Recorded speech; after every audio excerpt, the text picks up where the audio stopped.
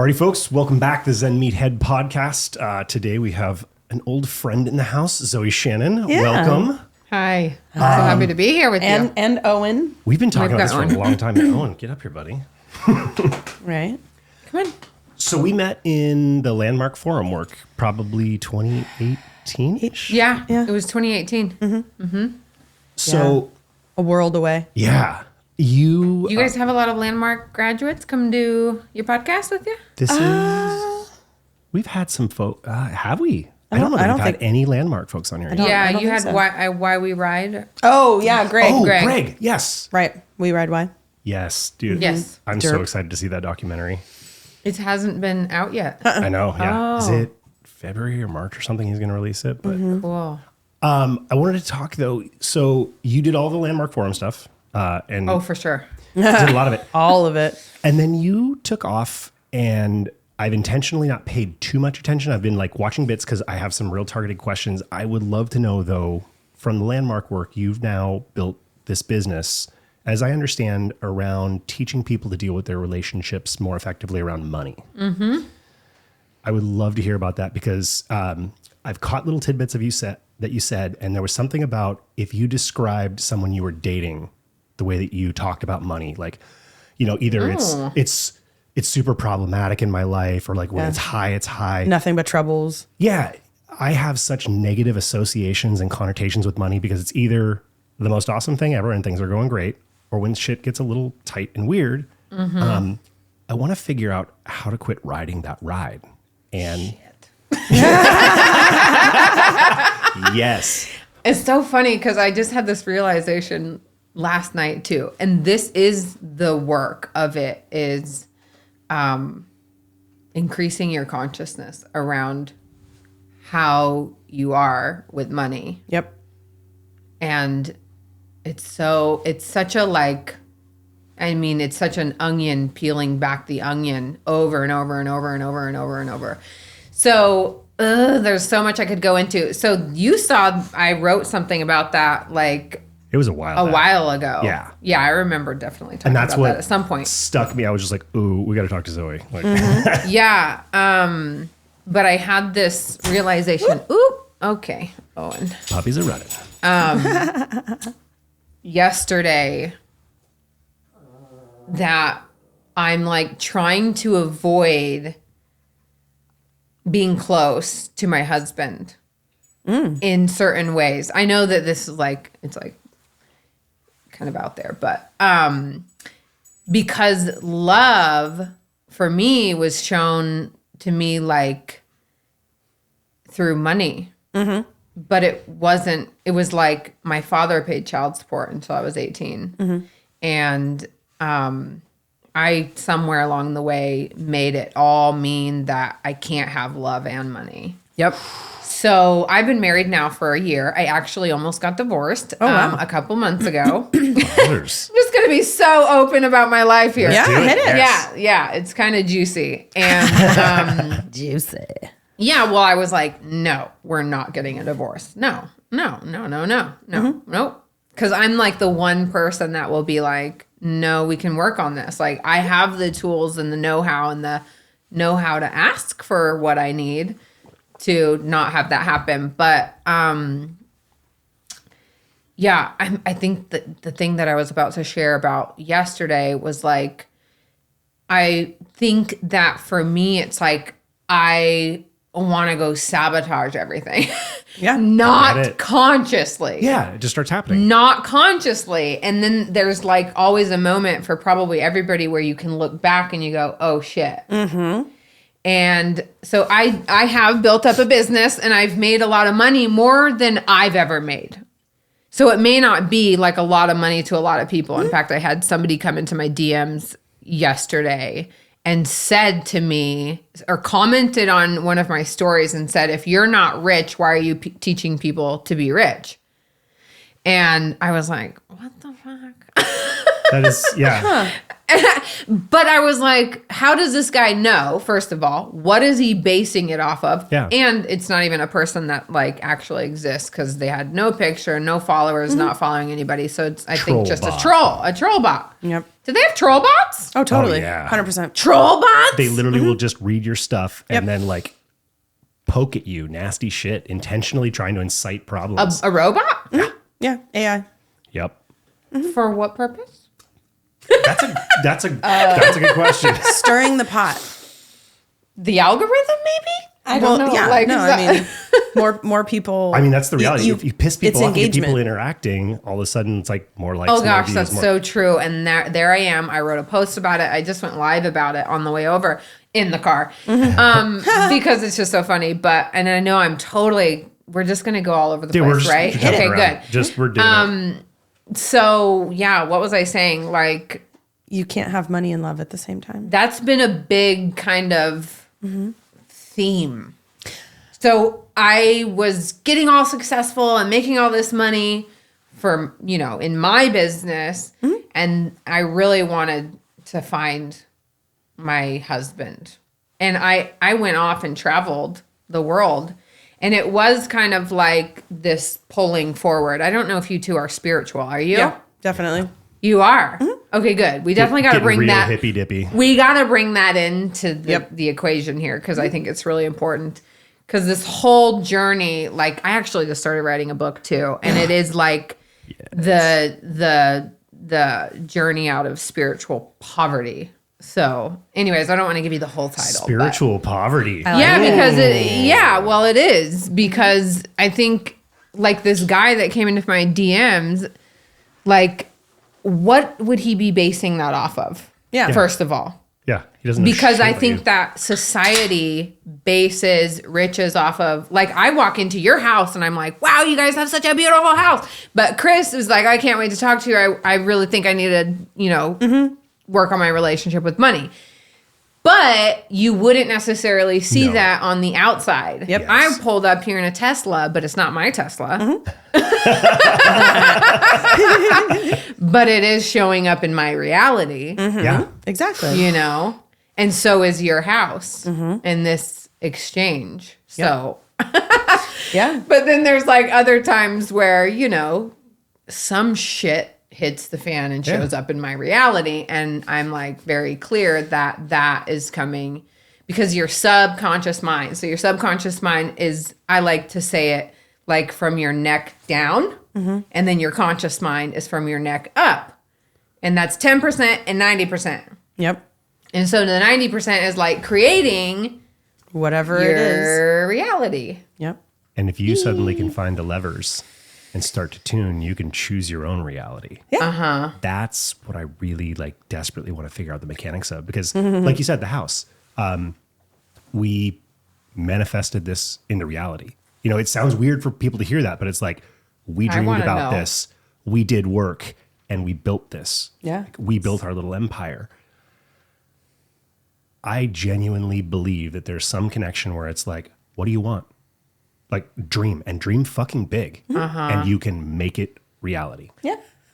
Well, we'll have to bring me back on the podcast in a couple years There you go. See where very we- interested to see because what you I'm manifest. building a lot of stuff. Like my mother was. You have to know this. My mother was married 7 times. Oh, wow. Whoa. Mother, if you see this, I love you. She knows I love her. 7th time is a charm. My mom No, is she's Nope. not married. 3. So she's- Good. Yeah. Good for her. Yep. Yeah. Well, part of what I have to do is just shift the way that I tell people about it. It's like, and it's true. It's like she never gave up on love. So if you think of it that way, that's really a better way to look at it. And I was always that way too. Like I never gave up on love, and I was always a serial monogamous. And then I'm like, I really want to be married. I really do. I wanted to be married. So I actually worked with a coach, and I manifested my husband super fast. Wow. Fuck yeah. Yeah, and it was kind of crazy, and it's been an explosion ever since. Meaning it was okay, everything that's not meant to be in this marriage is going to get worked on, and if not, you're going to lose it. Yeah. Yeah.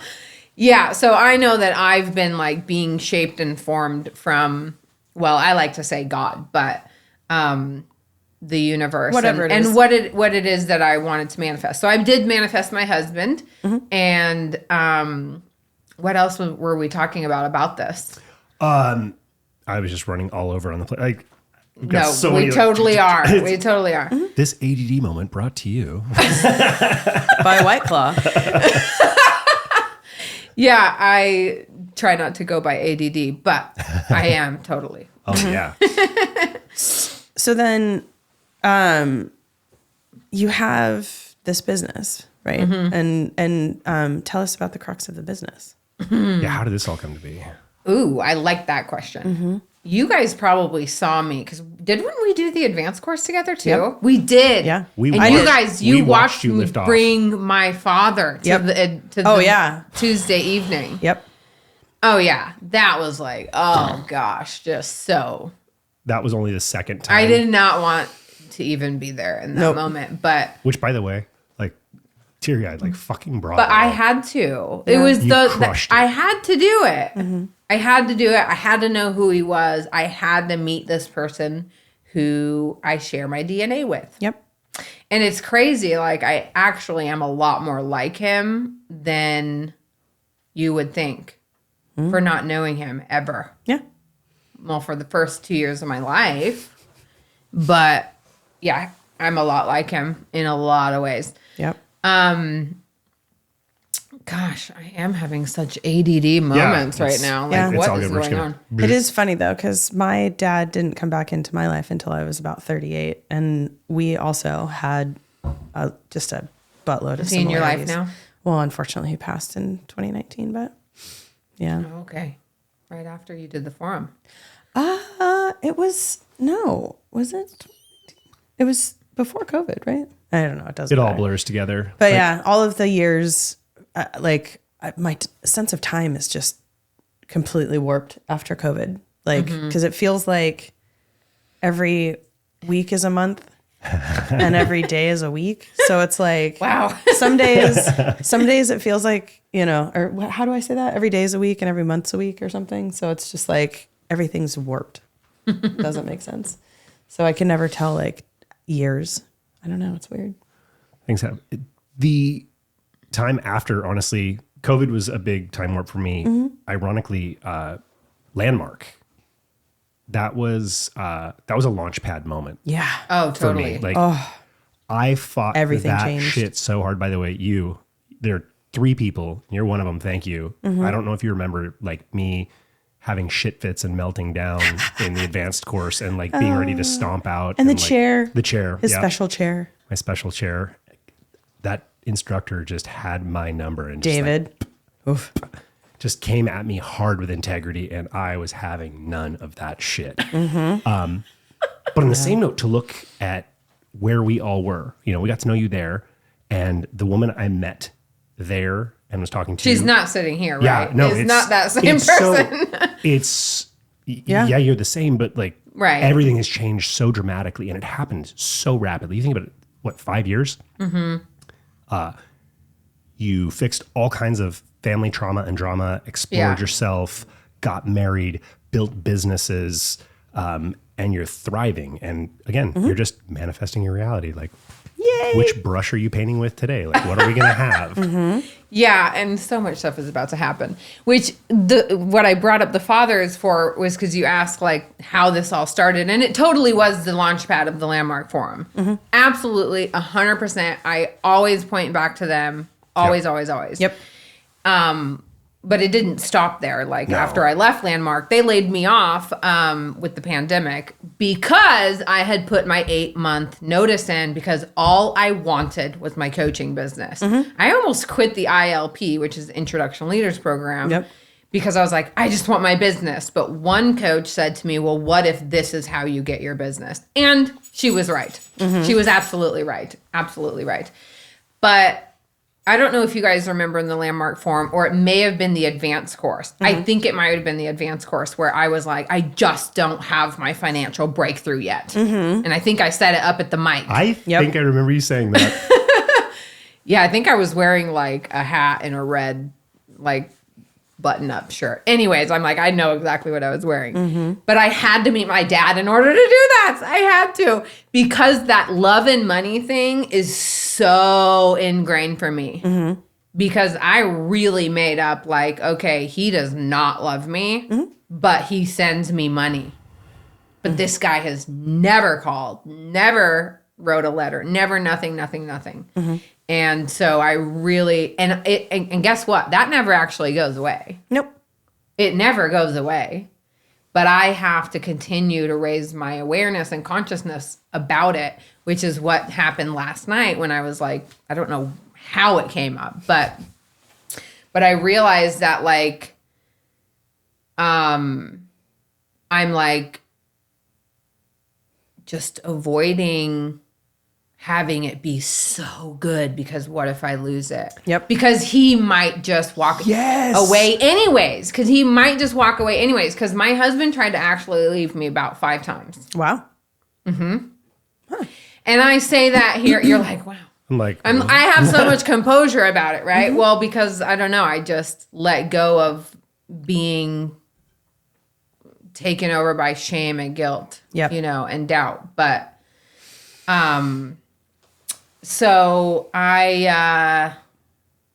anyways, every time I go in to talk about that, I think I don't have it all figured out yet. So I'm like talking through it, still processing it, just what I saw last night. But yeah, so I had to meet my father, and then I continued speaking about how I wanted to have these financial breakthroughs, and I kind of did, but my whole life really fell apart after I did the forum. Got to break it down before you can build it up. I was paying way too much for rent at a luxury apartment in Shoreline. So I ended up paying to get out of the lease, then moving like a couple of times. Some of my stuff was, you know, sitting at my friend's house for a little while. And then I probably slept in my car a couple times. And then I left my job. I was doing in-home therapy for autistic children, doing ABA therapy. And I left my job, but it was like, and I got fired from the yoga studio because I didn't show up one day accidentally. Didn't have it, you know, in my calendar, and I just didn't come. And that was like, no, you don't do that, you know? So they let me go. And then I had put my notice in. So by August of 2018, I didn't have a job. Then I went and found a temporary job because all I wanted was my business. Right. Like all I wanted was that. And then I went for about 3 months without a job. Well, I left Lululemon. That I don't need to go into that story, but I was like, fuck all this, because I hated that place. It was a warehouse. It was a completely like just placeholder job. Yep. And because I was determined to have and make the most money I've ever made, which ended up being at Landmark. But I applied for jobs like I never had before. And what really happened the first time, did you guys do the Introduction Leaders Program at all? No, I did Okay. SELP. Okay, cool. Yeah, so did I. So I was in the Introduction Leaders Program, and you have to practice, or you do a mock introduction, meaning you lead to 3 people, and you know, you get through the whole thing, and then there's somebody who's coaching you through it and marking you off whether or not you actually pass the mock. I got completely triggered. Oof. I don't remember what it was, but there was just like something in between me being with people. So I ended up getting some coaching from the guy, Niranjan, and he was like, Zoey, you don't think you're worthy, do you? Or you don't think you're enough? Yeah, and I'm like in front of the room. I mean, it was only 3 people. Well, 4 counting him. But I cried for 45 minutes. Wow. Damn. Like trying to work through this, getting his coaching, and crying for like 45 minutes. And then once I got over the hump, like, it's like, you have to go through it. You can't go under it. Nope. You can't go over it. You have to go through it. Yep. And that is what I did. And then I continued on like nothing had happened. Just a little wobble. And then, you know, he's like, at the end, they left, and he's talking to me, and he's like, Zoey, you know you're a leader, right? And I was like, oh, whoa. Did I pass? And he was like, you passed. I was like, even though I cried for 45 minutes. Sweet. Yeah, so I passed. And then from that moment on, I went into my introduction leaders, like, I think it was the third or fourth weekend, because there's like 4 weekends. And I did not go back to my job, even though like they were kind of expecting me, but I just didn't. They told me I couldn't come back because I needed like a medical note because I called in sick because I didn't like my job. I pretended to be sick, to be honest. Like I literally did that. And Sorry, I'm late. I just really didn't want to be here. I have a shirt that literally says that. I mean, it was a big warehouse. It was just such a placeholder. But so for 3 months, I didn't have a job. And I was so determined. Like I said it. I just had this knowing. I had this knowing after that coaching with Neurongen, like, okay, I am totally worth it. And I think that's what it has to be for a lot of people. Like you have to understand from every fiber of your being and know and get that what you want, you can have. But you have to like, I think incrementally step up. Cause you can't be like, you know, when you ask people how much they want, they're like $1 trillion. And it's like, well, you don't believe that. I doubt you believe that. Right. You know? So I do think that you really have to have a belief in it. And I do think you have to incrementally step up or, you know, build yourself up to making more and more money if that's what you want. Yeah. Because you really have to believe that you can and that you're worthy of it. Right.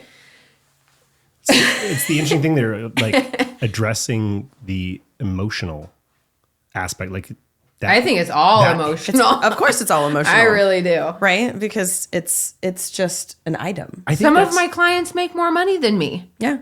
You know, a lot of them do. Yeah. Well, and how do you, so I assume that your program kind of helps walk people through understanding where they're getting in their own way, right? Absolutely. Okay. Yeah. Well, I know I'm just going all over the place about like how I got to this business, but that was my first financial breakthrough. But get this. So I go into work at Landmark the 2nd of January, 2019. And I'm in the communications department, the seminars and all that stuff. But fast forward like a few months later, and this one guy was leaving this other department, and I was going to get offered that position if I candidated as an introduction leader, because you have to be an introduction leader to be on staff, which I did. So yay. And then she takes me into the office, you know, like, okay, we want to offer you a permanent position as the finance manager. And everything inside me was like, What? I think you got the wrong girl. You're going to put me in charge of your money?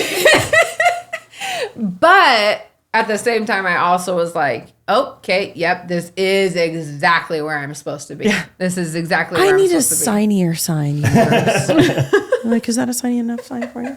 A signier sign. Yeah. Sorry, that's not enough. Yeah. Which it wasn't even until after that I was talking on the phone with my father one time, because I kind of stayed in touch with him, like to just talk to him, even though it was really not very great. But I don't know. I was really just going for it. But then I realized one day, like, oh my gosh, the love and money.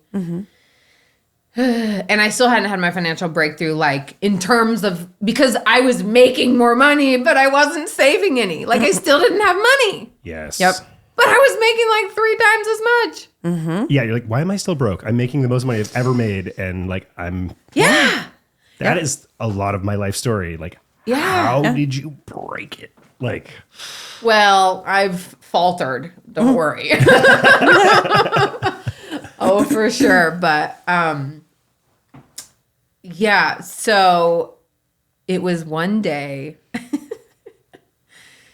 I was dating this guy who I kind of thought I was going to marry, but honestly, I just did stupid stuff because I felt so desperate.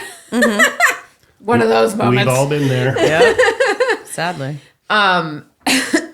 and we were sitting down to do my budget. It was actually a vacation we had gone on, and I was like, oh yeah, I'll pay for the food. And then we were there, and I was like, I can't pay for the food because I really didn't manage my money. Yep. And then we got into a fight, and really it was all about that I just couldn't pay, or I didn't want to, and I couldn't, and I had a lot of fear around like, am I going to have enough for this? Yes. And so that big fight on that vacation together led me to then, okay, I need to manage my money. I actually need to get this under wraps. And it really didn't have integrity to be the finance manager this way anyways. But I'm sure there are lots of people who actually do that sort of thing. 100%. So, so then we come back, and one night we sit down after work. It was like 9 p.m. I'm working at Landmark as the finance manager, and we sit down to just do my budget. And I'll never forget this moment, but he was, okay, what are your expenses and how much are you paying? And he was putting it in like an Excel spreadsheet. And he was like, okay, how much do you have in your savings? You're like, my what? Yeah. Yeah. Nothing. And the look on his face. It sucks because, you get shamed. Like, I'm ashamed enough, by the way, when I'm in those situations, because I've spent, I'm actually putting together a budget for the first time in my life, 45 years old. Really? Because I decided it was time to like, Congratulations. I've had so much fear and shame around this because I've just ridden this roller coaster. I remember I was having a conversation with a really good friend of mine, James, and just had this light bulb moment. We were talking about, he had loaned me money and I had just finished paying him off. I'm like, dude, like, this is so fucking frustrating. Like, I've been at Microsoft for like 15 years at the time. I make great money, no savings account. I'm fucking broke all the time. So fucking ashamed about it. And he was like, hey, you always go to make more money to fix your problems. He's like, have you ever considered spending less? Never. Everybody out there is like, well, of course. That is so good. My mind. And then even today, as we approach this, we've started putting together this budget. I have such huge resistance to it. And I like, logically, it's like, okay, there's a problem set. Let's get all the data. Let's work it out in our heads and we'll make a plan and we'll move forward. For whatever reason, just finishing that task, like what's coming in, what's going out, no shame, no judgment. Emotionally exhausting, huh? Yeah. I literally spend my energy avoiding doing that, finding anything else. Like, I'll do the dishes. Like, I'll pick up the poop. yeah. Yep. Like, I know it's bad when I find him doing laundry. Yeah. If I'm doing laundry, shame is hard. Yep. Yeah, that's what it was in that moment for me. Yes. I felt so much shame. Yep. But it was also this moment that transformed it because I noticed the shame. And I let it be there, but it was a complete pause in that moment of shame.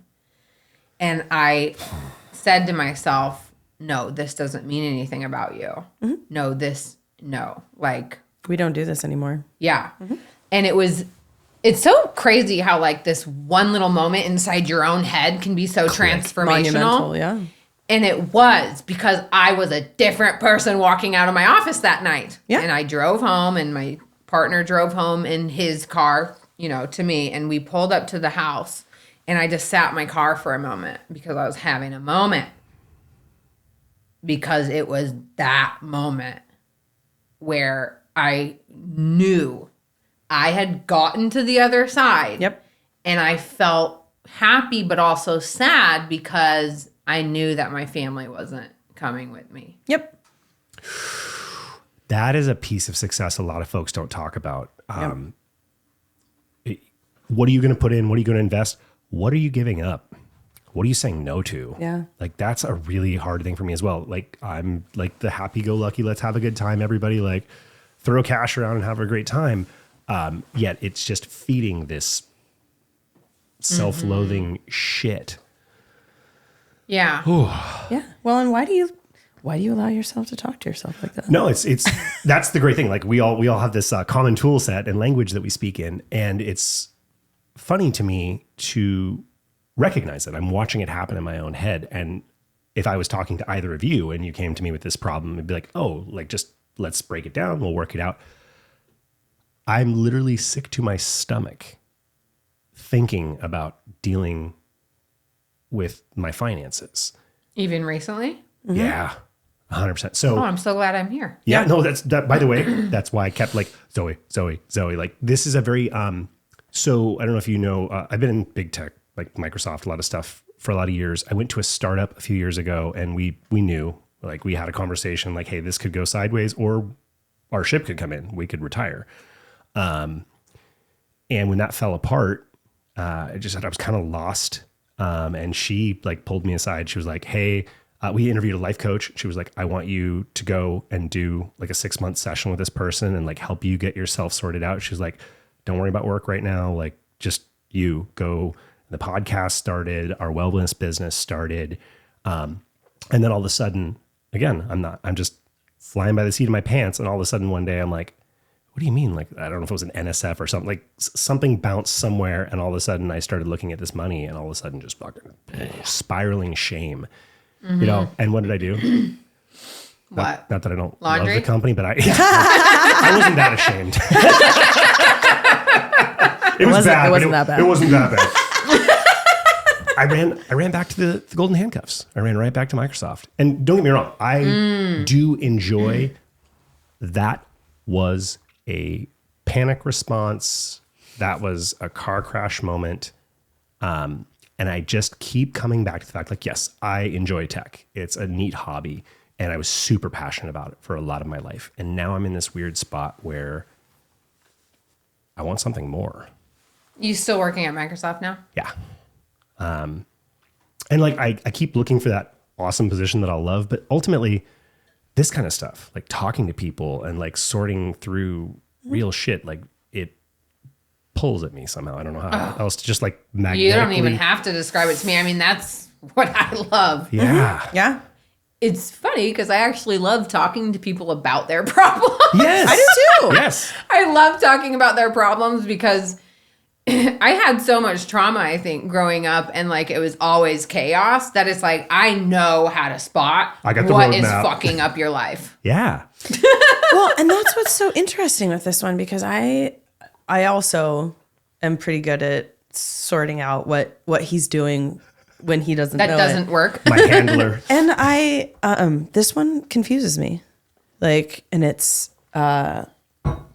I don't know what it is about. If you unpack it, because it's very interesting, you said you made a correlation association to Love and money. Yeah, And there's probably something like that for you in your childhood. that's where I'm. No doubt. I go back to, obviously as a young kid, I had no idea of like what stuff cost, what was happening with my parents, but I know we had these ups and downs where all of a sudden it's like, hey, we're cutting the cable, we're going to be eating at home all the time, like. And I would panic with this stuff. And then I would also just watch my dad, bless his heart, no money skills. If he has money in his pocket, he's blowing it. And I'm a product of that, 100%.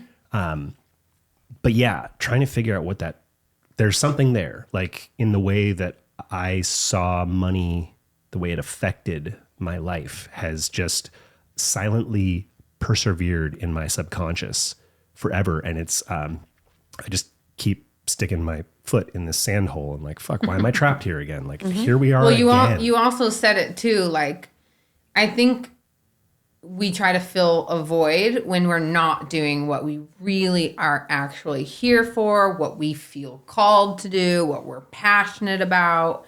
And you can be like you can be somewhat passionate about a thing, like you said with Microsoft, but like your real calling could be elsewhere. Yeah. And I don't know. I think when we have those kinds of voids, we definitely try to fill it with food, Yep. drugs, alcohol, sex, shopping, spending. Spending. Spending gives you such a dopamine Oh, hit. Yeah. shit. Yes. Oh yeah, it's a huge hit. Oh yeah, And like the best I time- just the best times when TikTok you're broke. shopped. I just TikTok You shopped. bought stuff off TikTok. TikTok shopped What is for the first time ever. I don't even know what and that is. I literally see I'm okay with doing this sometimes because it was only like maybe $150 max. And that's not that much. Yeah. And I don't do this very often. But like I have room to do that. Because when you spend less, you have more money to weird. spend. Yeah. It's weird, right? What is TikTok shopping? So it's just, they have this, I don't know. It's Marketplace, just, effectively. it's just a marketplace. Oh, okay. Yeah, on TikTok. Yep. And I checked it out. So one of my clients in Rich Girl School went from 65K to 125K and got a job at TikTok Shop. No way. Oh, fun. Yeah. And she's a Landmark grad. Excuse me. This carbonation. The bubbly. Mm-hmm. The bubbly. Landmark grads always have just like the most epic results from my course. But TikTok Shop. So I went and bought some stuff. And I realized too that this thing that I'm like gaining more awareness on about, you know, I'm going to just sabotage because he's going to leave me anyways. But this guy loves me. Like he's so in love with me. My husband, Fabian. And I love that. Yeah, no, it's He would literally do anything for me. And I don't say that like, I don't want that to sound bad, but it's just like. it's an intoxicating feeling. It's wonderful. We have that too. Yeah. Quite frankly. And it is magical because, I know like I'm safe. Yeah, you got to feel safe. Yeah. So, yeah, I went and bought a bunch of wigs actually. Yeah. Because, and this is, I really see it actually as a financial decision too, believe it or not. But they were like, you know, $20 wigs. And I bought a bunch of them because I've been spending money on my hair and getting hair extensions and doing my hair like it's so expensive. Yeah. Not to mention damaging for your hair. So super damaging. So I'm like, I've been dreaming this up. So I really do feel like it was a manifestation and it was time. And I happened to be on TikTok Shop. It's like, okay, it's time. Because I had all these pictures saved in my phone of all these different wigs that I wanted because I'd rather do that and have wigs than keep damaging my hair and spending a lot of money. Yeah. So spending less than $200, like you go to the salon and that's how much you spend.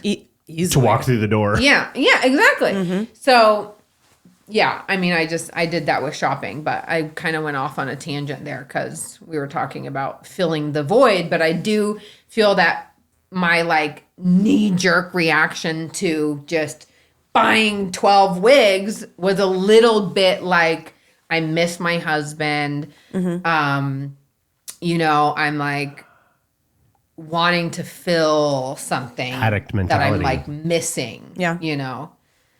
Like you said, food, sex, drugs, shopping, whatever it is. Well, that's all a spend, right? Yeah. In one way or another. Oh my gosh. Yeah. And I was actually listening to like a pastor this morning talk about money and God. And there was something about, you know, we really just take a lot. I think it was about giving, like, and tithing. Do you guys tithe? No. No. We're not No, but churchgoers. we're very. No. very, Well, I think we- tithing can be also just to a cause, you know, like a cause that really hits you in the heart. Yeah. we do a lot of that. Cool. Yeah. So then you do, I think. Yeah. God knows your heart. Yeah. That's what I would say. Yeah. And I, you know, You know. in that point, like, I don't feel the need to fit it into a structure, Yeah. right? Like, nobody gets to be involved in my conversation with whatever. Yeah. With your almighty creator. Yeah. Yeah, it's true. Well, God made you and knows who you are. Exactly. Yeah. Yeah, that's like, I hope that doesn't put anything in this space. Because I actually became a Christian through this whole process. Yeah. And it's kind of crazy to even say that. And I still fear judgment. Really? Because I literally grew up not in a church, not kind of maybe with spirituality. My mom was kind of a witch, but, or a Wiccan, I guess is actually what you would call it. Anyways, I don't even think I finished the last thought a moment ago. Perfect. Right. Might as well go on to the next thought. There is one that's been nagging at the back of my head. Okay. When you walked in, you mentioned something that highlighted for me because I've been super interested in it for a long time. NLP, Oh, yes. Yeah. neuro linguistic programming. I know very little about it, but with your coaching business, it seems like that would be. Can you talk a little bit about getting NLP certified and maybe letting folks know, kind of like, for a lot of folks, they have no idea what neuro-linguistic programming is. And I think it is really kind of the crutch of what a lot of this is built upon. Yeah. Crux or crutch? Correct. Sorry. Yes. Well, I'm not like a doctor of neuro-linguistic programming, so I'll do my best. But, Landmark does that, right? Like, Oh, yeah. it is in. NLP, which is why it was, for the longest time, they were not going to let me come back there without letting that go. But I had invested like $40K into my NLP training. So I was like, no. Yeah. And every thing I just put into building my business, it was just a lot of time. Yeah. And it was a lot of figuring things out. And I'm still figuring things out, because things change all the time. But, okay, so it's funny, I still never even told you how I got here, like with the financial journey, because I left Landmark and with the pandemic, and then I was like, I have to do something. So I immediately got to work on my business right at the start of the pandemic. And I was like, what's my niche? Come on. Here we go. What's my niche gonna be? And I researched it for like a week, and I was like, okay, it's money. I help people with their relationship with money because I got over that hump and that shame that I experienced. And I was just like, I got this. Yep. And so, I started doing that in Beachbody. So I found this company called the Money Coaching Institute, and I got certified as a money coach because I wanted a process. Yeah. I wanted a proven process Systematize, that works, because I was not about to step onto the stage being a coach that didn't know what the F she was doing. Yep. I really wanted to know what I was doing. So I did that. And then, so that really helped uncover the shit that was in anybody's way. Yep. It really just shined the light on whatever you were dealing with in your relationship with money. And so I loved that. Yay. However, something was missing, because I was like, well, how do I help these people after they've uncovered what they're dealing with? Now, I've learned along the way that it is actually, I probably could have done a lot with just that, because your awareness of a thing is one of the biggest things you need to do. You have to have awareness of that thing that happened. That moment you made the decision on, I can only have money or love, and I can't have both. That was what I did. I cannot have both. And so I'm still working on that. But so I was just kind of, I think I just had this intention to find something. And then I saw somebody else talking about this company they were working with and getting certified in NLP. So I went and applied there, and then I got on the phone with this person, and it really was just serendipitous. And she told me about her story, how she couldn't get pregnant, and for 10 years. And all the doctors were like, I'm sorry, you're not going to have a biological baby. And then she did this NLP work, and she got pregnant. She had 2 boys. Then she was charging $10,000 per this breakthrough process, right? To help women with infertility. Wow. Yeah, per person for a 6-week breakthrough process, because that is how much people want to have babies. Well, I was going to say, they spend a if you want lot a on baby, IVF. yeah. Oh, yeah. Yeah. So, I was sold, on this program, and it was a 4-month program to get certified as an NLP and transformational coach, and certified in their quantum time release. So I did that, but then I joined their Torchbearers, which was 1.5 years, and it was $20,000. And I was like, oh my, it was the biggest investment I've ever made, where I was literally paying out of pocket. This was not a school. It's not like I could get a school loan. It was an investment. But it was an investment because I did one thing, like part of the process, the 4-month process where they would coach you through your own stuff so that you can, obviously you're trying this out. So I had felt like I was starting my coaching business and I was doing all this stuff and I learned how to launch, like how to have an official launch where you have like a free event and then you launch from the free event and then you have like a pre-sale or an early bird price. And there's all the strategy, right, that goes into this launch. So I had learned how to do that and I was doing that a few times and I wasn't making any money. And I was like, what the F? And I could feel really like an energetic block, but I didn't really know what it was. I had no idea, but I came to the call and I'm telling my coach, and she decides to do a prime concern. Now this is an NLP tool. It's called a prime concern. And actually what it is when Landmark kind of talks about it like, when you have these two different things kind of collapse into one thing. So I'll just give you the example. So I was like, I don't even remember how it came up, but what we determined was that I made money mean it wasn't safe. And I'll tell you why. Are you ready? Safe. Yeah.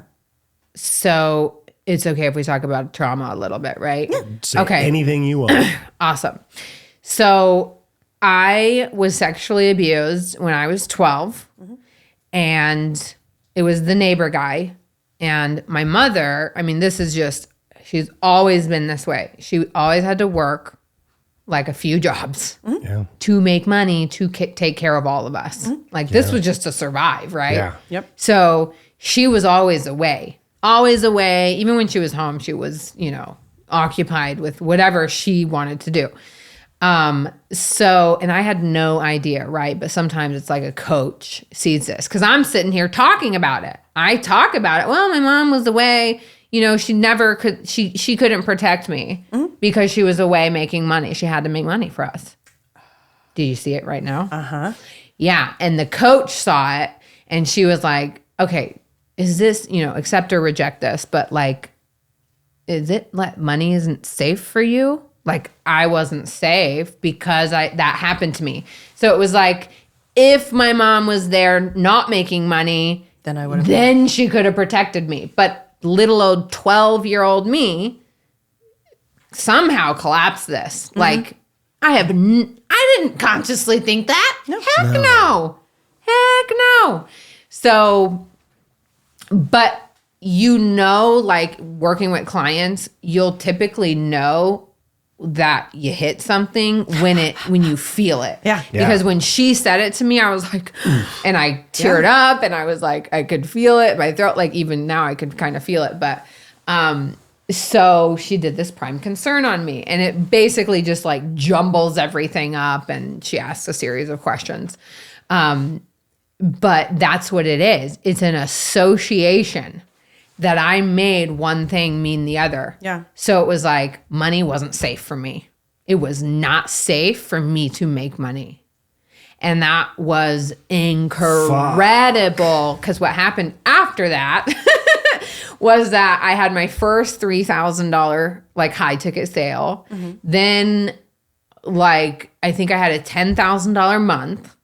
And then I had a 12,500 plus launch.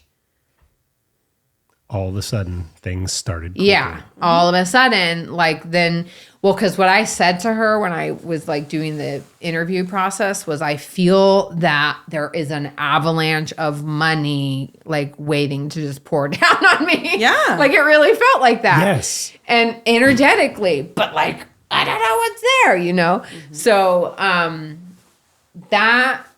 you can ask me whatever else you want about NLP, but that was really one of my very first big, huge breakthroughs with NLP because it really just gets to the root cause of what's happening and what's in the way. Yeah.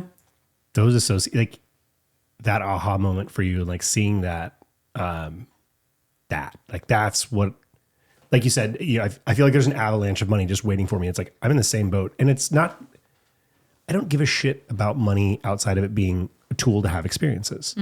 But yeah, I almost physically feel something holding me back. And it's not that I need to make more, but I do have a lot of experiences I want to have in life and different things. And being tied to a desk 40, 50, 60, 80 hours a week, and then trying to come home and have a meaningful relationship and help our daughter out and invest in her. And all of a sudden it's just like, you turn into the drone again. Just go to work, punch the clock, do the shit. And you come home and now it's like these types of things, like this conversation, this is awesome. This is meaningful. Like I would choose to do this irrespective of money. Yet here I am intentionally investing my most valuable resource, time, constantly in this just rat race. Yeah. And it's even worse because the people that he works with aren't happy.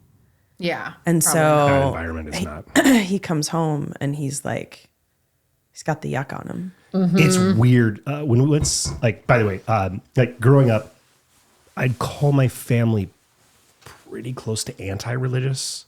So it was a very different experience. And I just totally brain farted in a brilliant thought I had. All right. No, Well, hopefully it'll come back. we'll just chuck that one away. So Awesome. this is for real, Now I don't folks. look bad. This is how we do it. This is how we do it. Right? Well, it is Sunday, right? It is. It is. Yeah, I don't know. So Rich Girl School is the name of your... Yeah, program. it was the money circle. Then it was Kingdom Come, the spiritual money course, and then it became Rich Girl School. And I do have plans for a rich guy school. I was going to say, It's don't just exclude kind of me. like, Come on. It's just kind of like out there. And actually, a lot of my first clients were men. Came in and signed up for Rich Girl School? No. Just like before I ever even launched the group program. okay. Yeah. And that's... So how long is the whole thing been together? So Rich Girl School is a fairly recent version of it. All three of those programs? I officially had launched the program in like January of 2021. Yep. And then, so you just... But I kind of started it in 2020 where it was 2020 when I got certified. It was from the Money Coaching Institute. And I got all their tools and, things to help people with their relationship with money. And that's like the money archetypes. That's a really cool thing. Yeah, that's a thing. Yeah, so 2021, January. And it's just growing and growing. But it wasn't until the spring of 2021 that I actually started being financially successful in the business. But I really don't think that took that long. I mean, some people have bigger, brighter results and faster, but I think it's just like I can't, let myself be stopped by that. And I don't think anybody should when they're starting a business but I do think that money mindset is such a huge thing because if you're a business, well, you do have to make money. Yeah. You do. And everybody comes to the table with a different story and what they have been through. Like, I mean, it doesn't matter how much money you make, Chris. You might always just spend it. I do very effectively. Now, I'm not creating that's going to be no. your future, but like you have to know that about yourself. Yes. It's always a problem too, because I'll sit and talk to people about it. Like, I love that whether it's an interview or like sitting with a close friend or like, what do you really want to do with your life? The answer I have is so disjointed to reality that most people think I'm being flippant or asinine when they're like, what do you want to do? And I'm like, it's going to sound shitty. Like, I want to live in the lap of luxury. I want to bring others around and share with them. I want to enliven and enlighten culture around me. I want to have experiences. I don't want to spend my time this bullshit. But it's like, well, what do you want to do with your life? I want to be independently wealthy yesterday and just, yeah. Yep. But yeah, you tell people that they're like, yeah, well, we all want to win the lottery, Chris. Like it's fucking great. Wouldn't that be nice? Yeah. You're like, it will Oh be. yeah. Well, I wouldn't hang out with those people. Yes. Exactly. You have to start filtering. That's where I was going with that. The work thing, the whole, since we got more into like hippy dippy type of, that's what we call it. Hippy dippy. I saw you had a podcast called Hippy Dippy. Yes. That's our I like energy hippy dippy. worker. And he's badass. That's awesome. But I started to recognize, like she said, I am like Sponge. magnetized. If I'm around, I have to choose who I'm around because I pick up everyone's energy around me. And if you come in with shitty, lowbrow energy, I'm going to pick it up. And then you're going to be shitty, lowbrow Yes. energy. Yeah.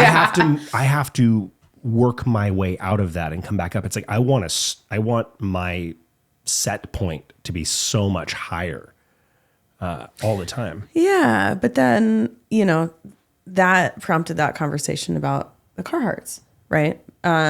So it's so interesting, and you jumped me into that conversation in the middle of a scary situation, like the circumstances around, not scary, but like he threw me under the bus. We were at this birthday party last weekend, and I had said, I want in this next year for you to start paying a little bit more attention to the way you dress.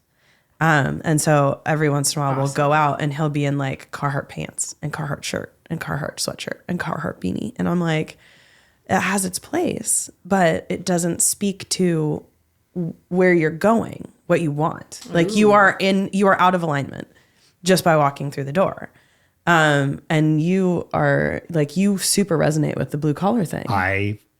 That just hit me so fucking hard. I'm like, I always like growing up, and I hate to say it, I don't even like to put it into the universe. I didn't think I was going to amount to much. Yeah. I was going to be. You have to. I was You're gonna be a not framer. putting it into the universe. It's already here. It's already there, and when you don't acknowledge it and shine the light of awareness on it, I think that's what people are so afraid of, like admitting, like, oh, I don't feel like I'm not good enough, or oh, I don't feel shame, but you have to actually admit it to get it out. Yeah. To get it out and remove it, and then continue to create on top of it. I mean, you can't create on top of shit. Yeah. You don't can't build put an frosting empire on top. shit. Yeah. You gotta you can, but- the You muck the can, but then stalls. it's just like there's still shit there. Yeah. You have a finely polished turd at that point. You just need a brain bidet. Yeah. Gotta wash out. We all need a brain today. Totally. Full frontal wash out. Let's just get it done. But yeah, so we're in this at this weekend, and he makes this comment in front of all of these people, and he's like, well, you want me to stop wearing these things. And everybody that was there was like Carhartt people. And they're like, hunting, fishing, like out doing work. And the look on their faces, they were kind of like taken aback a little Smell bit. the fart. By you? By me, because, well, I mean, by him, because he started the conversation so that I could explain my, and it's not that I have a problem with it. It just isn't in alignment with what we're trying to do. Yeah, that's like, and it struck me as you were saying it. It's like, yeah, if you dress like a construction worker and hang out with construction, like, and not there's anything wrong with that. No. Like, that's what you want to do with your life. But I know, like, sure, that's fun again, but it's like, I have my sights set much higher. And it's weird because I'm like, here I am, I'm like 45 years old, and just like, I feel like I'm just growing up and starting to become like a functioning adult with intention and aware of the power that I wield. There you go. Like, I get to choose this. I get to draw my own picture. One of the things that we've been working on is I want instead of I should or I need to or whatever, like being very clear about the words, like I want this. And we've been working on not shoulding on ourselves. Yeah. So like Don't I you shit on should, me. yeah, don't you should on me. Which I think came from that show Fresh Off the Boat, which is absolutely adorable. But he was like, stop shooting on me. And we're like, oh yeah, I don't want to. So anytime that I find myself, I've started using should like most people use fuck. Like if I say it, I mean it. And like, you should do that. But outside of those moments, I always try and turn it into an I want, or at the very least, an I need. and not a should or whatever. I like that. Yeah, I think that word should be jettisoned. Well, because it like the whole thing, It's limiting. it's steeped in shame, right? Like it's all about not showing up when you feel like you are supposed to. But for me personally, if I didn't do it the first time, beating myself up about it is not going to make a difference. So I gave myself the gift, the present of not worrying about it. Like if it wasn't something that I put enough effort into to do it in the first place, I'm not going to worry about it. Mm-hmm. So yeah, I love that. And just back to the whole budgeting and shame, like it is absolutely. And I think that that's what's kind of different about what I teach, because I really think that for me, it was always my shame and my really negative emotions that stopped me. Mm-hmm. It was all that. And I had to really get at that before I was ever going to write a fucking budget. Mm-hmm. Which is funny, you know, you look back at that program that you did where you're like 20,000 out of your pocket. But you know, that hindsight thing when you're like, I would have paid 5 times that and struggled if I knew what the result was at the end. Like, heck yeah. Yep. Yeah. Shit, I feel the same way about Landmark. Totally. Yeah. Yeah. by the way, if you're That was listening, the beginning. Go do Landmark. Just do it. Yep. You're not gonna like it. Yeah. If you're anything like me, you might hate it. No, yeah. Well, I mean, it's just I definitely hated a lot of parts about it, but yeah. It's the hardest part to just like invest. Like this is I tried to bullshit myself so hard with that, and you know, like nothing helped. No therapy ever helped me. Yep. None. Yes. And I'm telling you, like I went to a lot of therapy. Yes, Yeah. you and me both. Yep. I got more from that first weekend, 72 hours, than 10 years of like weekly therapy. It was just such a switch. Yeah. But I'll tell you what, the advanced course, when we got done with the advanced course, that shit blew up our world. Really? Yeah, like in a like it makes me physically nauseous thinking about it. But We yeah, went from a broken hot mess to like firing on all cylinders. real good. Ooh. Like real good. Like you said, you walked in, you see the house, all that stuff. It's like, the funny thing is though, I dreamed about all these things and then made them reality. And then you end up in that situation and you're like, is this what brings me joy? Is this like, don't get me wrong, like the house is an example. I love it. And we need a place to live. But it really brings me back to like, you've got to be really fucking intentional with the words and what you're like, talk to the universe, tune into that energy. Like if you're vibrating at a low, shitty energy, like you're not going to build anything amazing from there. No. If you are thriving and crushing, whether you're making zero money or $1 billion a year, like. So how did you guys do it? Well, the advanced course. I know that honestly, integrity, like me cleaning my shit up around integrity is when everything started. Like all of a sudden, Cleaning it up around what? All of it. Yeah, I mean, So even your finances. Nope.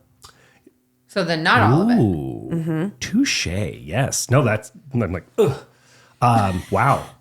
I guess. Imagine what you could, if you did. What you could do. Maybe that is That's a really interesting. That's a really interesting question, because the transformation that occurred from cleaning up my integrity around, honestly, around relationships. I was a lifelong cheater. I just did what I wanted whenever I wanted, and consequences be damned. Yep. Your wife is very strong then, isn't she? Whoo, you have no idea. But the moment that clicked into place, everything got easy. Like things just happened effortlessly. And I'm now looking at it, thinking in the back of my mind, like, you said it. What if I applied that exact same thing, that integrity around my relationships? I figured that out, and all of a sudden shit got really easy. Now I'm going to bring it over to my finances and check. I love that. Financial integrity. That's going to be like the bump from here. CMAT astronomy. It's being recorded here. Yes. Yeah. You heard the man. You heard it here. Yeah.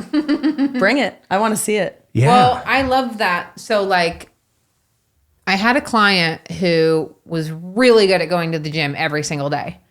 She just did. She drank lots of water, but she went to the gym every single day before she went to work. I was impressed by it. I mean, I don't like very going few to the people gym do in the it. morning. Yeah.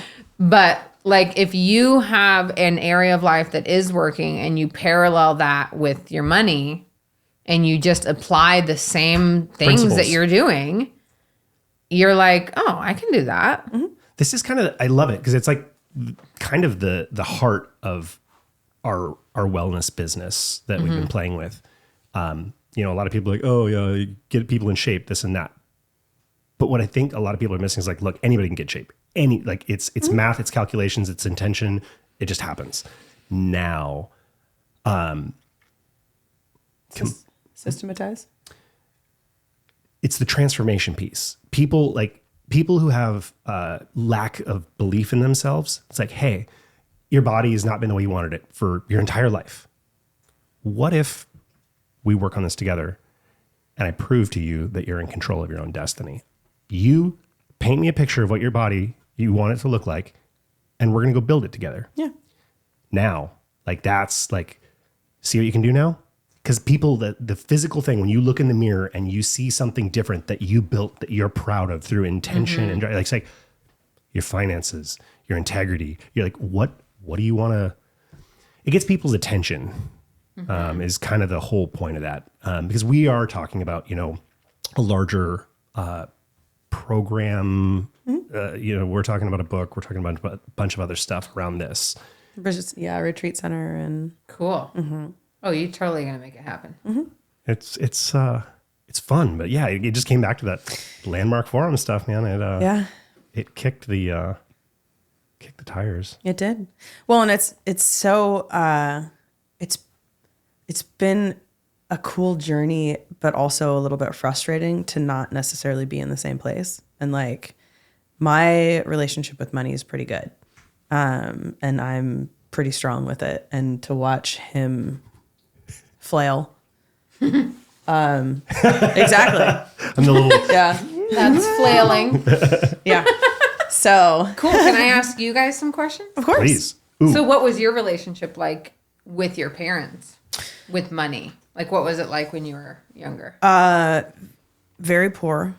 Oh, Well, really? not, I Okay. mean, we were never homeless, but, Yeah. you know, my mom was always struggling. She cuts hair.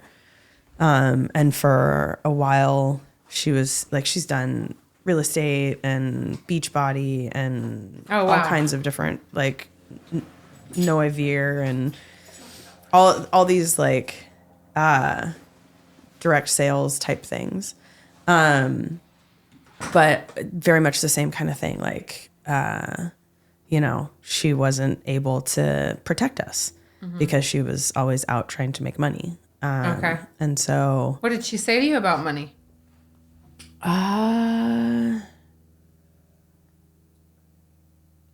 it was something we didn't talk about.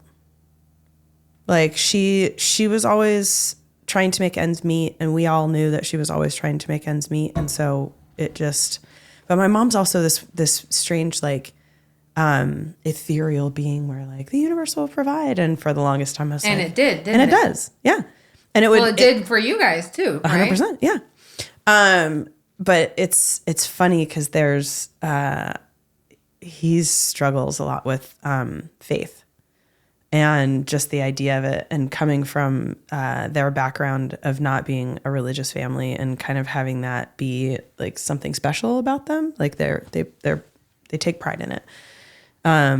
Being not quite like the others. And so, Somebody's playing in the leaves aggressively. that's cute. Yeah, we just didn't ever talk about it. But like my dad wasn't in the picture, and we had enough, but just barely. Your dad wasn't in the picture. No, he, so my mom and dad divorced when I was a baby. And he kind of took off, and I didn't meet him again until I was like 38.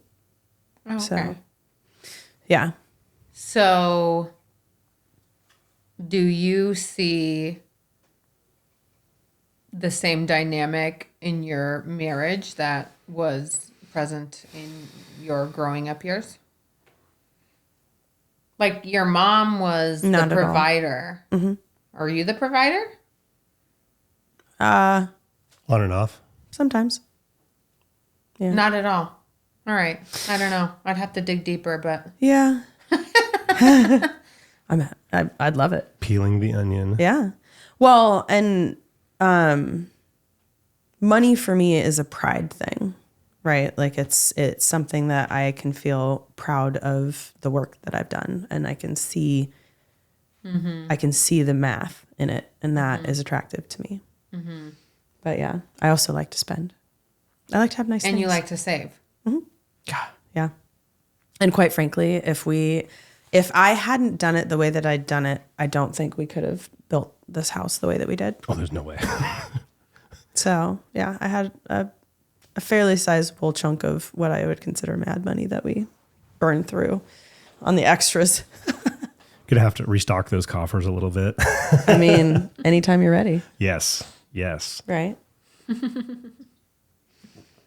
Yeah, there usually is. Well, you like to spend too, but I was going to say like there's usually like a spender and a saver in a relationship. I'm the spender for sure. But she likes to spend too, but you like to save. Yes. Yeah, I like Which nice is good. things. Like, I think you can spend as long as you're saving too. Yeah. Well, and it strikes me for your situation, everything that was difficult was obscured. So like the answer is shining a light on it, right? So whatever it is that you're not willing to attack, it's because you want to keep it tucked away. You want to make sure that your stuffing isn't falling out. Nobody Locked under sees. wraps. Yeah. So, I mean, that's why I started, because I used to be that person at work who, the more behind I got, the more I would like get heads down and I would try and get caught up. But instead of saying, I'm struggling here, I'm behind, I would just go radio silent. Yeah. And it ended up looking bad. And so to everyone. And your husband? Your family? No, like work. At work. So like, I would like not share where I was or how far I was behind. And so I started just right from the gate, sharing my documents. Like if it was something that I was supposed to deliver, I would put it, and I'm realizing that there's one thing Creating integrity. I haven't done it. But yes, it forces the issue. So everybody can see it from the beginning. So I can't lie about how far behind I am because you have access to Full all transparency. of it. So yeah.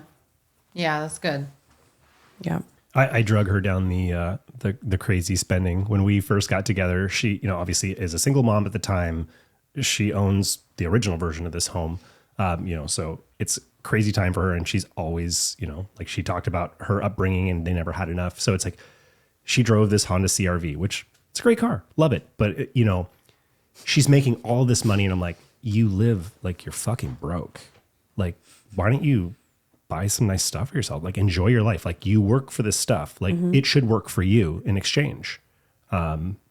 So it's been really funny, the polarity and the pull, like where I'm like, let's fucking spend until it's a mess.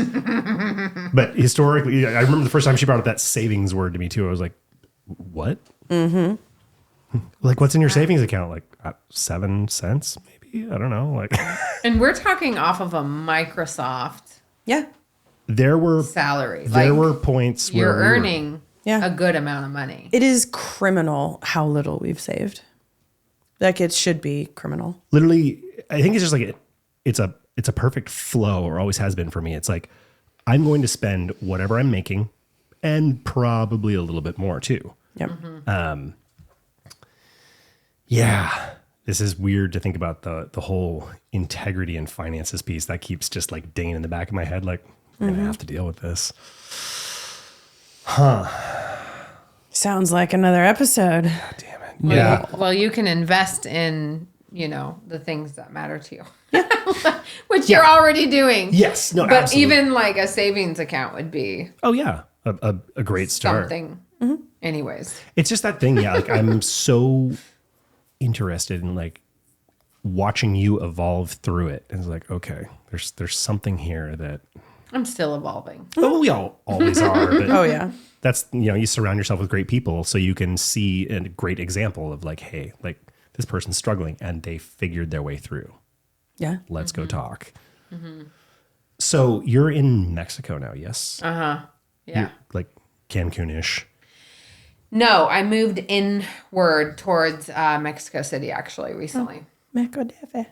Yeah, in a place called Puebla. It's very cute, very very cute. Yeah, old colonial town. How is that running an I assume predominantly internet-based coaching business out of? We've spent time, maybe not where you're at there, but like Cancun and stuff. Basic things like consistent high-speed internet are up for debate. I mean, it always just works out for me. Because Right? that's Which, just by the how way, I think I just speak fucking bravo. into existence. I mean, oh yeah, we had an internet miracle one day where like we ended up getting like 2 boxes and a high-speed internet when they told us it wasn't going to be able to come out here. And it was the next day when they told us it would be 10 days. And we were like, oh no, it's probably just going to be tomorrow. It's fine. I mean, yeah, I mean, it all just works out. But no, I've had really good internet. Yeah, I mean, I had to kind of switch things up a little bit there because the poverty, like seeing the poverty is really hard for me. And we moved back to like his hometown and that was way worse for me. And I really just had like a major internal reaction of being there. And like feeling really isolated, and I just wanted to leave. So then I came back to the United States for a couple months. We almost got divorced, but then we found another place to live. So I went back, and we've just been kind of creating, just life differently. And I think we actually had one of the longest conversations, me and my husband, Fabian, about money. One that we had never really had before. And he's still in this, phase of working through his money stuff too. I mean, of course, it's like my subconscious creating, Yep. of course he would come into my life. And like, I know it's a lot of poverty in Mexico. And so he grew up that way. I mean, he crossed the desert with his family. When he was 12 to come to America, to come to the United States. Wow. I call it America. This is all the Americas. Yep. Mexico is the Americas. But so, and you know what they came for, right? Money. More opportunity. Money and more opportunity. Yeah. And they were here for 5 years. But anyways, like we had this long conversation about money and, it wasn't an argument, but it was definitely like a little spirited heated, debate. It was very spicy. spirited, very spicy. And he's like, well, so you think that it's all completely on you, like me. It's my responsibility to make the money and earn the money and whatever, like have whatever I want and create whatever I want. And the debate was about like, well, he doesn't really believe that we do it on our own. Like it matters where what country you're born, what the color of your skin is, the government, all the different aspects. And I'm like, no. I think that's a really common thought. Now, I do think that all of those things come into play, but it's what you think is holding you back or not. Yep. What meaning are you assigning to it? But this is why, like, I do not watch the news. Like, Nope. I'm not buying into any fucking, like, recession stuff right now. Nope. Because do you know what happens out of recessions? Everything gets cheap. Millionaires are born out of recessions. Yep. And so I'm on that I'm on side team of grind. the belief. I'm on team like, oh no, I'll do this. Like I'm getting through this no matter what. And I'm going to come out the other end, like on the higher end. Well, yeah. And I may not have any clue how, but I'm going to do it. Well, gonna happen. and that's the faith conversation that we were talking I about. was just thinking that too. Yeah. where it's like, we definitely need to talk about faith. yeah. Faith is as hard as integrity. You look like you have a thought you're going to share, but I definitely have some thoughts. Oh, it's I just have a moment I want to share. Yeah. No, it just he's labored under the I'll have faith when you show me, and I'm getting him to understand that when you when you believe, that's when the faith shows You know up. Wayne Dyer, right? The name sounds familiar. All right. Well, he's passed, but he says you'll see it when you believe it. Exactly. And he wants to believe it before he sees it. He also says when you change the way you look at things, the things you look at change. Yep. Yeah. Yeah. And it's so funny. And it's hard. It is. Because it's like me being in the country in Mexico and like trying not to see the poverty and trying to build this business around teaching people how to have an amazing relationship with money. Yeah. Yeah. And how do you do that? Like, how do you not pay attention to what you're seeing in your environment? But what you're seeing, what you're dreaming. Yeah, what are you creating? And what you're creating in your mind and getting past that. Because that's like the push and pull. And that honestly is going to keep you back, further back longer if you get pulled into that. So if you don't mind, I'll just come hang out at your guys' house. Sure. Perfect. Yeah. I'm in. So it is. I mean, I know I didn't give any answers to anything with that, but That's what it is kind of hard with the faith. Yeah. But I do have an example of some faith. So, and part of what led me to becoming a Christian, but I really just actually think that I just got so connected to myself and like this God within me. Yep.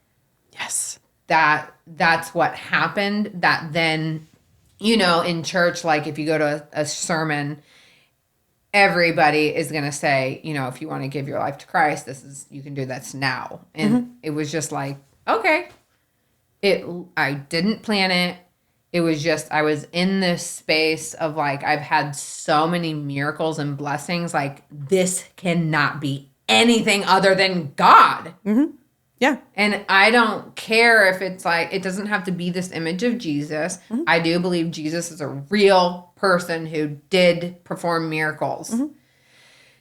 But I also have studied all of these religions all my life, and I never was any religion. And now I don't know. It could change. But like, it's just like God. Like, I do believe in God. I believe there's a creator for sure. There's definitely, it's like we're working in co-creation with God. Anyways, the story, my very first like huge faith thing. I mean, first of all, Landmark Forum, somebody paid for me to do it. I paid $25.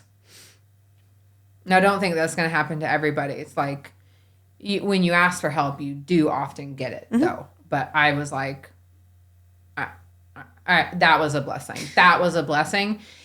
But it was after that, and it was when I got let go for the pandemic, when I got let go from Landmark. And I had put my resignation in, but I had no idea how. And financially, I had no idea how financially I was going to make this happen. Yeah. No idea. talk about faith. Well, yeah, so I took that action, and that is why they let me go, because I was already planning on leaving. So I knew that I was going to get let go. But it was sometime like probably about 6 months to a year after I had already left Landmark, and I had so much money saved up that I even put a bunch in the stock market. Wow. Well, it's kind of painful now, but but it's the waiting game that I don't have emotions making the decision on that. It's still there. Yeah. But I just had this moment, like, I have all this money, and how did this happen? And it's just, like I said, like, you're looking back on your life, And I really see like I just went for it, and you take the actions and you go day in and day out, and you take the actions and you keep having the intention of the thing that you're building. And then one day you're like there, kind of. And you're like, wow. It worked. It's happening. Yeah. Yeah. Cool. And that was the first moment where I was like, this has to be God, because this was a miracle that I'm even here. Yeah. With this much money in the bank, having my business like I always wanted, and I had no freaking clue. No way did I ever think I really could. I mean, actually, I did think I could. There was always that inkling that I was like, oh, I could definitely do this. But I had a lot of doubts. So that was my first kind of faith moment. But then there was just a lot more after that. Yeah. Well, and once you recognize it the first time, you start paying a little more attention. And yeah. And I was like, what do you believe? Like, what do you believe in your heart of hearts? And he was like, that we'll always land on our feet. We'll always come out ahead. I was like, good. That's good faith. That is good faith. Yeah. So it doesn't matter what it looks like, because I believe that. Yeah. So. Totally. It doesn't have to be like. Oh, that's rude. What? You just blatantly gave an example of me having faith. I did. I'm so disappointed in you. And I was so mad. Disgusted. Well, is it that you like you resist the God conversation and the church conversation, right? Yes. Completely get it. That's where I was. That's why it's like, Well, it's I don't know who I am. I'm now this Christian person. Right? Christian, whatever. I mean, it's just. I've always, like, I guess I got stuck on this, like, analytical track as a young man, where it's like, if you can't, like, the whole thing, like, you believe and I'll show you, vice versa. Analytical, like, I have to see the proof. And if there's not proof, it's either not there yet or you're full of shit. Like, can you close your eyes and see it? Mm-hmm. The thing you want to create? I can. And that's the proof. And haven't you had visions just pop into your head, like, from nowhere? It's happening. And like I said, I'm to the point where, like, I'm going to be honest, there's been a couple times, you know, whether there were substances involved or just experiences in life where I literally will find myself like, hey, God, if you're up there, like, I'll check in. I'll give it a shot. Like, let's be open to the possibility. And the like, first thing you say, thank you. Every time. No matter what it is. Thank you. Well, I feel like we could probably talk around this for about 18 more hours. Yeah.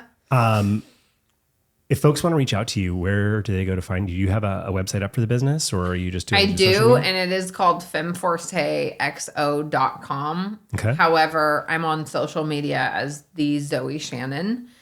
That's primarily where I run my business and have all my links and everything. And cool.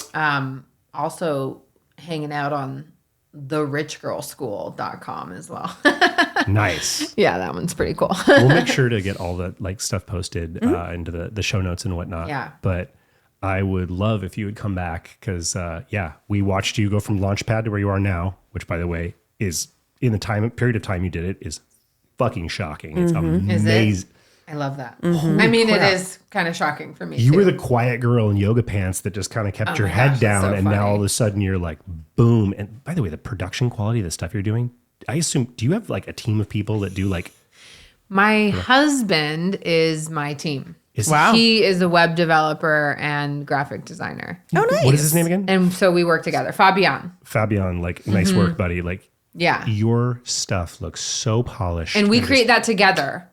He's actually like a way more professional, but I'm like, I need more pink. I need flowers. I need girly stuff. Go. Yeah. So. Well, thank you. Is there It was really fun. I know that we could talk for we could 18 more hours, and we could, but yeah. We won't do that to you, folks. Yeah. We'll break it up into chunks. Well, thank you for making it out and thank sharing you for with having me. us. It's been super cool. Well, I'm excited to see how you get out of your own way and maybe how I get out of my own way, assuming that maybe I do. But yeah, I love the intention of this. It's perfect. So Thanks again. Thank you. Yeah, thank you, Zoey. Love you all a long time. Bye. Be well. Stay elevated, folks.